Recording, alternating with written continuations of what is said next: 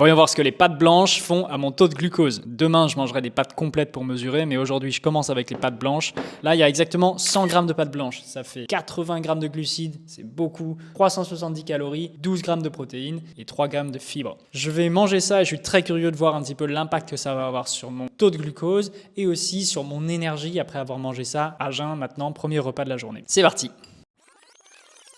Ok, ça fait exactement 2 heures que j'ai mangé mes pâtes blanches et maintenant on va regarder avec le glucomètre, voir un petit peu l'impact que ça a eu sur mon taux de glucose. Au fait, j'ai vu qu'il y avait pas mal de gens dans les commentaires qui demandent quelle appli j'utilise pour analyser mes repas. Celle que j'utilise s'appelle Sugar AI. Donc c'est vachement simple, tu prends en photo ton plat et ça te donne le détail nutritionnel, les calories, les sucres, les macros, tout ça. Donc c'est pas toujours 100% parfait, mais honnêtement je trouve que c'est très important de garder un historique de tout ce qu'on mange et de savoir en détail ce qu'on mange. Du coup moi je trouve ça très utile. Donc après les pâtes, je me suis senti quand même fatigué, je suis encore fatigué, peut-être que vous le voyez un peu maintenant. Et donc on va regarder les résultats et on voit qu'il y a un pic de glycémie très évident, même un deuxième après. Donc c'est pour ça que je suis fatigué, ça a quand même un gros impact sur le taux de glucose. C'est des pâtes blanches, hein, c'est compréhensible. Demain, je vais tester les pâtes complètes pour voir un petit peu la différence.